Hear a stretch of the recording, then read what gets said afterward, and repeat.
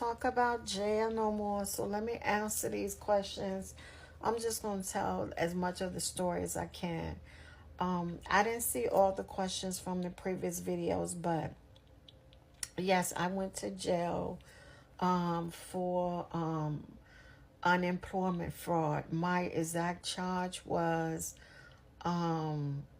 it was grand larceny, and it was because they was trying to bring several charges. It was grand larceny, and it was also an attempt to gain more unemployment money through fraudulent behavior, something like that. I actually, matter of fact, hold up, let me get the paper for you guys. Okay, I got the paper because, of course, I need it. Trying to make sure it's no personal information on the front of it, but okay, so you can see if you do a screenshot, it shows official records for Richmond District Court, right? Because I was in Atlanta, but the charge came from Virginia, right? And so I had to be exported back to Virginia. And again, Virginia, in the Circuit Court of the City of Richmond, John Marshall Building. Whoever wanted to screenshot that, I was trying not to show any personal information, but the case number and the charge: false statements to obtain increased unemployment benefits, right? The court suspended 12-month sentence for a period of 1 year upon the following conditions. The defendant shall be of good behavior. So I was on parole. I am on parole, which is why I didn't want to give all that information as of yet. I'll fill you guys in. And then the defendant shall pay court costs and any interest that may accrue until the balance is paid in full. Restitution. Okay, so anyway, I ended up having to pay $3,206. They gave me a year that they said that I would be able to pay that back, right? I took a guilty plea to keep from facing the jail time. The defendant was arraigned and pled guilty to the charge. Okay, so now the way this happened, guys, because you said could I have just paid it back? First of all, this was during the pandemic, right? You know, we was all getting these unemployment checks for $900 a month and all of this and that. Me, because I needed to be making more money, because with everybody else, with the pandemic affecting everything, my sales and my books had went down. My speaking engagements had gone down and everything. So I filed for unemployment, right? And come to find out, they was like from the previous quarters or whatever, I qualified, right? So the lady told me I qualified. I was able to get it like everybody else, because when you have quarters or something that you have actually worked, you're able to get it, right? So I said, okay. So whatever was going on, everything was messing up. I didn't get it immediately. I kept calling. It was behind. I was one of them people that was going to end up getting back pay. So by the time my unemployment started, I had actually got it. Now, it's some important things you guys need to know in this. First, when they send you these letters telling you that you have an overpayment for unemployment, you need to pay that attention and pay that, right? You need to pay it, right? But I'm gonna tell you why my situation was so different. One, you need to pay it. Two, they can come after you, press charges and everything like they did me. But for me, I had a warrant for my arrest because I had moved to Atlanta with my husband. We had moved to Atlanta, and so anything that was going on here in Virginia, I didn't know it. But prior to moving to Virginia, I actually got a job at the unemployment office, right? I got a job at the unemployment office. I was so glad. I was like, oh, I got a state job, whatever, federal, whatever. And so I told my boss, I said, listen, my back pay for the unemployment started late, so I need to make sure I don't get in any trouble. I need to know how to handle this. So when I got one of the checks, I did the difference of it, right?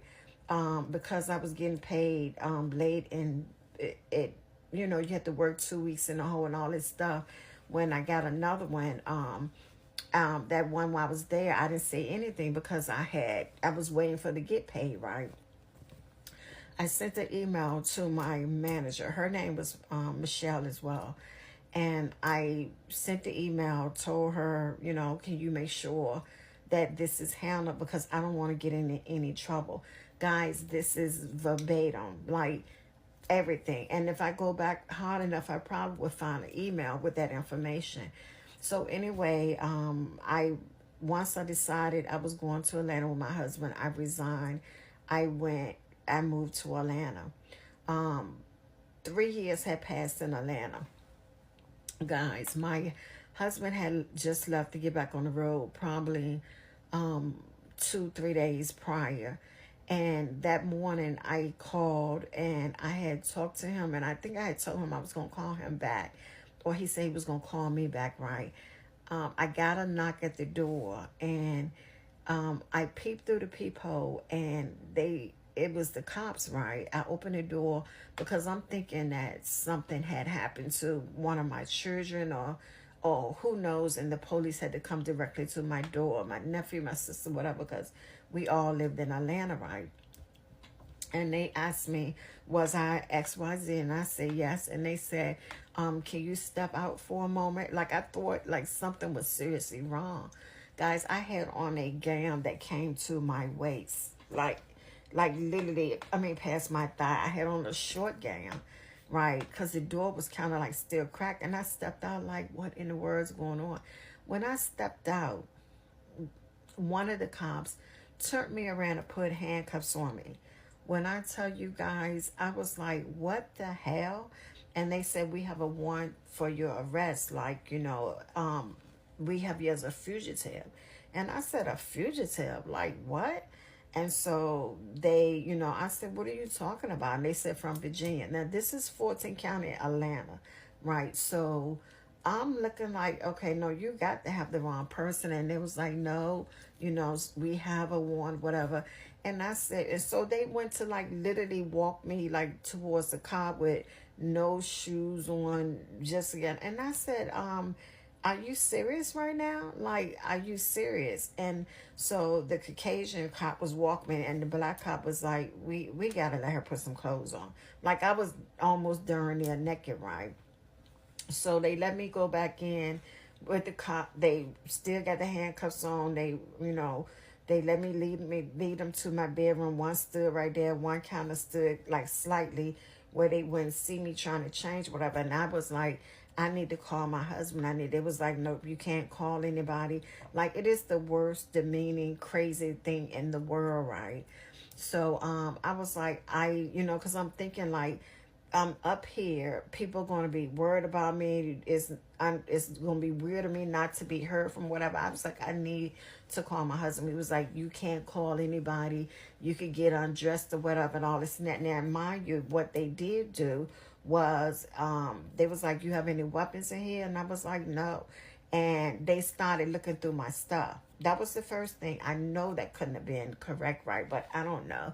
I mean, I know, but you know, I can't say but so much. So they started looking through my things just to make sure, I guess there wasn't a weapon in the house. And then they was like, you got to leave this, you got to leave this. Like, they was like, you might as well take your jewelry off.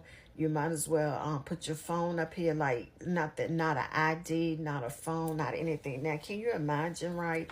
I'm trying to get dressed, and I told him, I said, listen, I got to go to the bathroom. Like, I got to go to the bathroom because my stomach was toe up. My nerves was toe up, right?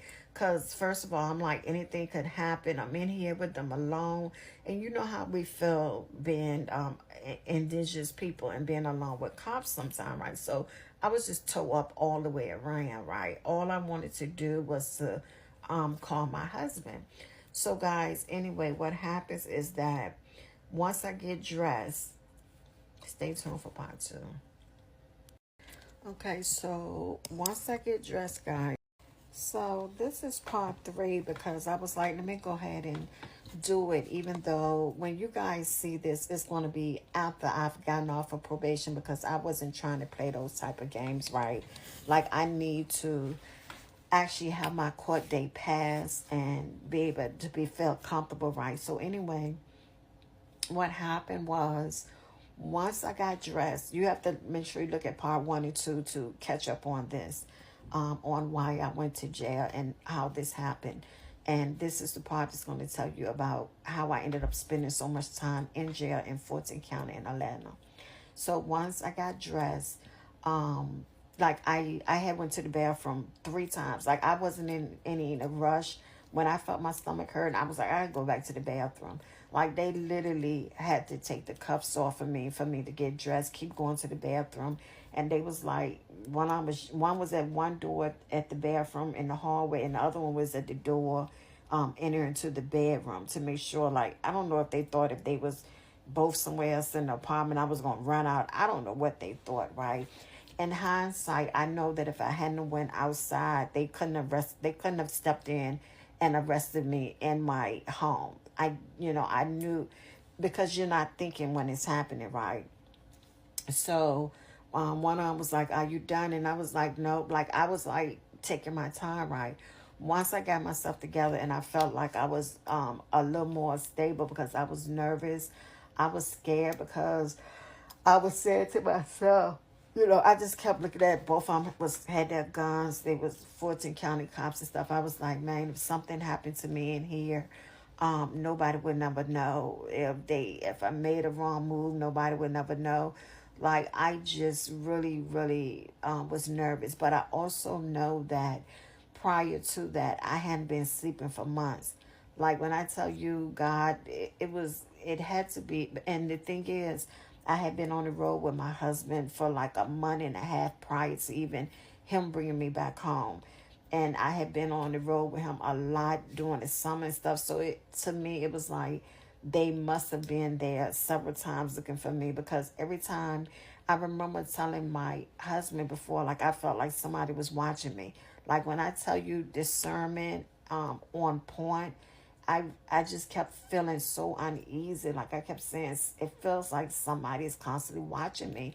I did not know that that's what it was, right? So anyway, what happened was, once I got dressed and they took me out, it had not been my first time in handcuffs, but they had the handcuffs, and I was telling him, like, these are too tight. Like, that's another story for another day. But so they someone told me to come on here and, well, a few people said, talk about my jail experience, because it can help a lot of other people. And I'm just not too sure you guys are ready for the truth, right? Because so many people have this false narrative of what it is to be locked up. Again, I was locked up in Fulton County Jail. It was the worst experience in my life. And it is on the news constantly, because it is true about what's going on in there. There are multiple deaths. There are a lot of deaths at one time. I actually was in the cell at one point where the guy died from bed bugs. We give each other complete hell. Inhumane. When I was in there, one of the girls, one of my cellmates, we was in holding this time. It's not even what you think. This was another holding part in the back where we was actually jailed. It was like 14 of us in there. We was laying on top of each other. We were scooted up together to try to get some body heat going. We were freezing, and we were stepping over each other. If you know anything about being in jail, they have that little thing just to keep your behind from showing, but you don't have any privacy. That means if you're peeing, change your pad, doing all that, everybody is in that together, right? And so what happened was, we were in a section that was like a holding, but it was really like an old courthouse part, because of the fact that the jail itself was overcrowded. So overcrowded, the jail population this gives me PTSD, and I'm still traumatized by the experience, but I'm talking about it because I'm no longer on probation. All my fines and fees have been paid, and I am a free woman now. And for those who don't know my story, go back and look at my story, because this is part 4 basically, but I'm just filling in some stuff because I'm gonna write the book, because I'm a best-selling author. But anyway, so you know, it was overpopulated. So what happened was, we were in part of the actual administration building on the courthouse side, where they had actually taken their doors off and made it sliding bars, you know. So we, you know, it was a little, it was like benches in there that go around, because those were the places where you would sit and wait before it was your time to go to court, or you would be transferred over to go to court. But now they were actually made into holding cells. So it was just an open space, and we were all in there on mats, crowded in on mats. It was so packed that on the other side of us were men, right? And they were also jam packed in there like we were. And then in another section was another room was jam packed as well. So it was like, and it had like the big windows, so when people came by, you know, they could see you, because that's where the police officers came through. There's just sergeants, everybody. And then right on the one where I was at, right across, was the administration office where like the captain sat, and it was where the phones were in and some different things like that, right? So we weren't in like a jail at that point. We were in the holding area, where, because the jails and stuff was too packed, and so they had to actually make room for the to transport us over. So we were in there, and the problem with that was that we actually, it was almost like a forgotten group, right? Because everybody had to go through that process when they came in, but they, because the sergeants and people had their own places they were supposed to be, we were back there sometimes for hours and hours, and nobody was paying us any mind. So what had happened was, the inmates had a habit of banging on the door, like that glass part, banging to well, I'm getting my cells mixed up, because one part had the sliding door. These had, where we was at, had the door that closed, and you could see the little window where it was like a, I don't know how to explain it, but anyway, so they would bang to try to get somebody's attention. And I'm talking about banging till your hand is swollen, to try to get somebody up in the front to hear. Because even if the captain or somebody was over there, they had got to the point where they just toned us out, right? Sometimes they would come out, especially if it got bad, like, what is your problem? And you know, they would be like, we hungry, we thirsty, whatever, because we would go for days with no baths. They wouldn't give us phone calls. People that were supposed to be released was still sitting there days and days after they were supposed to have been released. And I literally saw one girl look like she was just losing it. She was just shaking and shaking and shaking. And that's the girl that, when one of the cops came, ended up fighting the cops. And fighting the cop, she got to fight with this other girl, because when I tell you, the empathy and the consideration and the compassion that are given for prisoners are terrible. And I'm not ashamed to say that the women prisoners are treated just as worse as the man, if not worse. Because the women, and no, I'm going to say worse. I'm just going to put it out there, worse. Because the men, especially if they like the men, you can flirt with the men a little bit. They could do this, they could do that, and all this and that, right? Women, they ain't got nothing for you. They ain't got nothing for you, just straight nasty, right? And I say that because one of the days, one of the girls came, and I was just at a breaking point, and I said, listen, we don't be getting food like we supposed to. I said, I haven't gotten my medicine like I supposed, because I have trimensional autonomic encephalitis. Go back and look at my video, and it was out of remission. Of course it was, with the stress and everything. Of course it was.